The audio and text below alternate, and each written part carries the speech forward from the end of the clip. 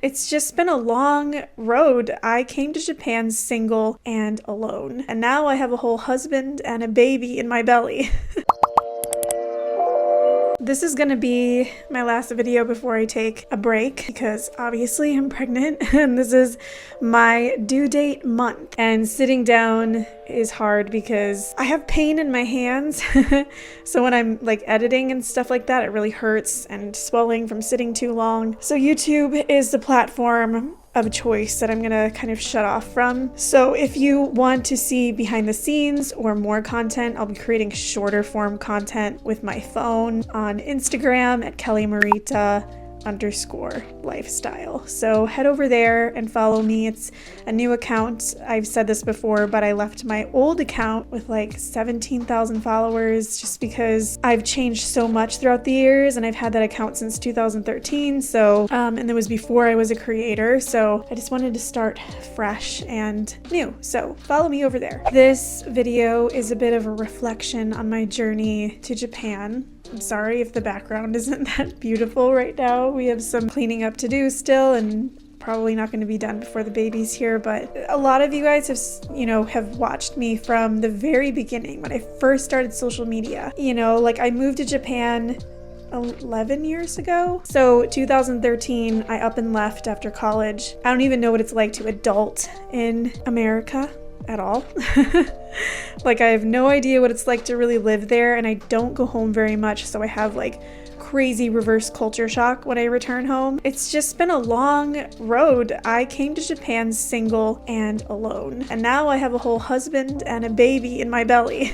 Like that's insane. And for those of you who don't know how we met, my husband lived in LA. He's Japanese, and he was working abroad and I was working abroad. So we basically passed each other up on planes. Around the same time, he moved to America and I moved to Japan. We met on Instagram, and he lived in LA for about the same amount of time that I've lived in Japan. He ended up moving back. We weren't sure what we were gonna do, if I was gonna move there, he was gonna move here. When we met in person, it was instant, and now we live in Japan and we're having our first child. We've been married for 3 years. It's just the beginning of something new, and it's been a journey. And for those of you who want to see my life up until now, I started maybe 3 or 4 years ago, a series called Girl Abroad, where I talked about my experiences more. And that series was about the reality of living here and not just the travel stuff, because when you move here, you're not always traveling all the time. You see a lot of YouTubers and creators, going out and exploring and doing all these things, and most of the time, those are sponsored videos. I've done many sponsored travel posts and things like that, and I've enjoyed it so much, but the reality of it is you don't travel a lot, and especially if you come on a work visa, like you are working, you come home exhausted, you're doing the daily mundane tasks, everyday mundane tasks that, you would normally do anywhere in the world. That's just reality. But also when you move abroad, there's a bit of an adjustment period. And I talked a lot about that. I talked a lot about my struggles of self-discovery and being away from all the noise back home and just learning more about myself that way, because when you're in your comfort bubble or you're surrounded by people you've grown up with, you don't really learn too much about yourself. I feel like if you move to a new city or you're on your own somewhere else, it's easy to hear that inner voice that's kind of been silenced and conditioned and influenced over the years, versus if you were to stay in that comfort bubble and be surrounded by those same people and be influenced by those same people over and over again. I started to realize that I needed to unlearn everything that I thought I knew about life, and that moving abroad was a bigger journey for me. It wasn't just moving abroad and experiencing the culture and language and all this, and while that is one part of it, moving abroad, when you move abroad, you really truly meet yourself. And I think there's a majority of people that don't do that ignore that part, that deeper journey, and then they get into a more comfortable bubble where it's hard for them to move forward or change or make decisions that feel good to them. And there's a majority of people that ignore that part, that self-discovery journey, and so they get into this even more comfortable bubble. A lot of people move to Japan and then they feel very comfortable, probably anywhere in the world. They get more comfortable, they learn how to live here, they learn the language, and it just gets a little bit easier. And as a human, you are supposed to be changing. You're supposed to be discovering new passions and discovering new things and learning new things about yourself and allowing yourself and giving yourself permission to give up, which I do have like a whole podcast episode about giving yourself permission to give up and knowing that that's okay to give up on certain things. Because when I gave up on teaching, everyone was like, oh my God, you have a degree in that. And you came to Japan for that specific reason. And I really did. I had a degree in education and a minor in ESL. And I really wanted to teach English here. That was my main goal. And then I realized, it wasn't for me and I wanted to do something different. And it was just a really long journey of like realizing, well, I don't want to do this. And then there was that pressure of people telling me, well, why are you quitting? You shouldn't do that. Like, you're never going to find another job. And if you come back home, it's going to be hard for you to find a job. Like, there's a lot of outside noise that, I started to listen to, but realized I shouldn't be listening to those things. So I started to practice being uncomfortable, practice really listening to myself and learning to be comfortable with discomfort, because I needed to get out of my comfort zone in order to really grow as a human being. And I had to have this like incredible awareness to get to where I'm at today.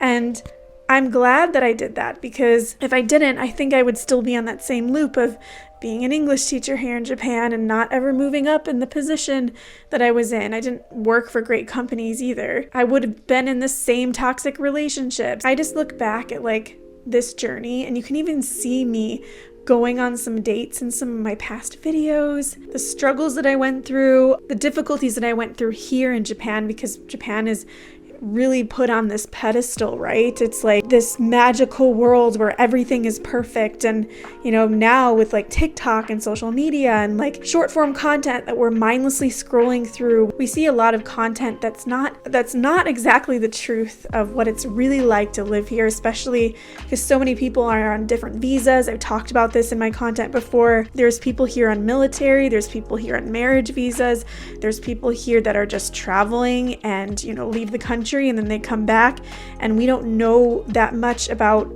these people. So we assume and we look at content like, oh wow, Japan, if I move to Japan, it's going to be exactly like that, and it's not like that. Especially if you come on a work visa and you're by yourself. It was hard to move here by myself because I didn't know what to expect. I needed to open a bank account on my own. I needed to tap into the national health insurance here. I needed to learn how to do my taxes here. Like, there's so many things that I really needed to do in order to fit in with society, and it was hard. It isn't easy in the beginning, and a lot of people, they give up because they come to Japan with these expectations, and then they leave because it wasn't what they thought it was, or they saw on social media that this person was living this way, and they find out that it's not that way. I look back on myself moving here in 2013 when I was 23, I believe. I was turning 23, or I just turned 23. I had all these expectations and it wasn't what I expected when I moved here. But I wanted to keep going. I wanted to learn more. I wanted to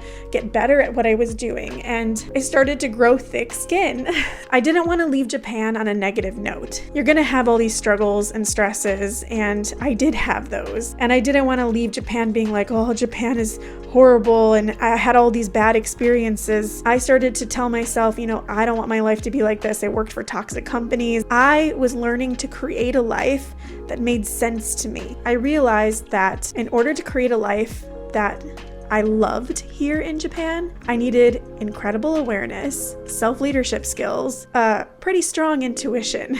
And I needed to just listen to myself and take chances. My point is, living abroad is a lot deeper of a journey than just, I want to learn about the culture and language. And it's a heavier journey that people don't talk about very often. I feel like you learn about yourself at a faster pace when you're thrusted into a very uncomfortable situation or living situation. So everything is kind of sped up a little bit more. That self journey, the lessons that you learn, the failures, all of that stuff just hits you like a bus. But I never imagined in my life that I would be where I'm at today. I never imagined that I would be still living in Japan with an amazing husband, having my first baby, which is my dream, to be a mom, trying new things and living my life. We spend so much time asking other people questions and pointing fingers, and we never really sit and have conversations with ourselves. And I asked myself, what do I really, truly, truly want? If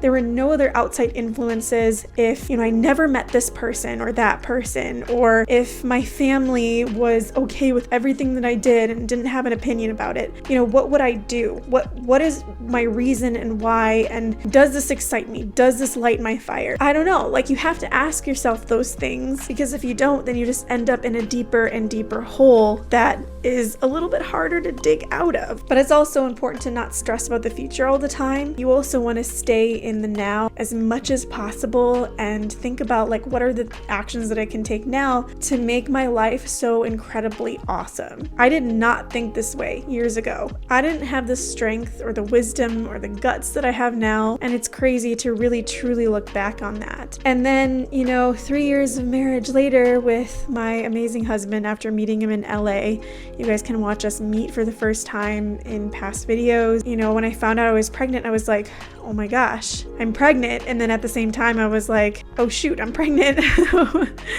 How is my life going to change now? Because I always was if I couldn't get pregnant for some reason, I always had that vision of what my life would be like without kids. I was content with that, and I was happy about that. And when I found out I was pregnant with my first child, things changed again. And, I had to reassess and be okay, well, what do I want in my life now?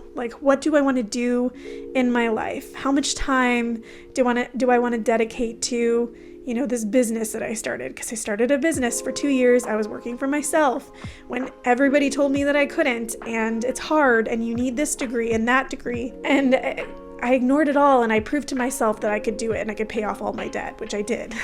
And I am incredibly proud of myself for doing that. But once I found out I was pregnant in Japan, I realized, I need to reassess, and what do I really want to do on the side while I'm, spending most days with my baby? And do I want to be a stay-at-home mom? Do I want to, find a new job? Do I want to, what do I want to do? I had to keep asking myself these questions. And I think you can't forget that when you move abroad, or when you live in another city, or you're on your own, you have to become the leader of yourself. All of these things are things that I learned living here. Hopefully this will help some of you guys. I feel in my 20s, I was on this crazy self-discovery journey, and now I'm on a new one, and I'm starting a new, not even a new chapter, a new story. And I am excited for you guys to see that story and see my baby grow up. The truth is that everything that has happened in my life here, I look back and think I could still be stuck in that toxic job. I could still be stuck in that toxic relationship. I could still be in Japan miserable and depressed. I could still be in that same place that I was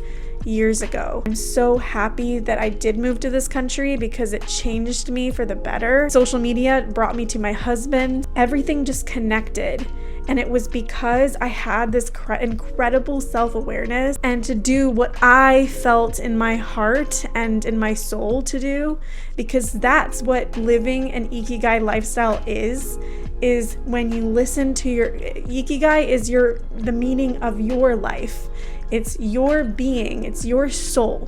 So that's it. It's to exist, it's to be, it's to know yourself on the inside and out. And if I never did that, I wouldn't be in such a great place. I wouldn't be having my baby soon. Did I lose a lot of things along the way? Yes, but good things replaced those things that I lost. And I'm so grateful for it. And life isn't about doing, it's about being. And knowing that took so much weight off my shoulders. Happiness is a choice, right? So knowing who you are inside and out makes it easier to choose to be happy. I don't know if that made sense, but it was easier for me to be happy and be at peace and feel fulfilled when I knew who I was on a deeper level. Everything is a choice. And when you know that, it lifts so much off your shoulders. And sometimes, you're gonna have to go through hell to get back into that flow and for things to progress and move up and get better, but you're never gonna be, everything is temporary and everything is impermanent. That's what I learned in Japan. The impermanence of things, wabi-sabi, that's what they call it, is wabi-sabi. The impermanence of things and how nothing stays the same. And knowing those things, all of these things that I just shared with you, has given me a life that I'm so happy with. I learned to embrace moments where I'm feeling sad or feeling down, or there are days where I don't feel the best and I feel kind of crappy. And that's just being human. I learned to be human. Realize that life isn't all about your career and your passions and doing. It's about being. Like, I learned all of those things, and because I learned all of those things, I was able to manifest and attract even better things into my life and create something that's mine. And I was starting to have conversations with myself. If there's anything that you should take from this video, it's to ask yourself more questions. Have more conversations with yourself. And that's the beginning of the ultimate change. I am signing off for the next 8 weeks probably, because I'm gonna give birth this month and we're gonna have to adjust to this new life. But I will be filming still, just not editing, and I'll be back. I guess this is just a reflection on all the things that I've, done in my past up until this point, and thanks for all of you who have stuck with me and without judgment and seen my journey and my growth and accepted that. Thank you guys for watching, and I'll see you in the next future video.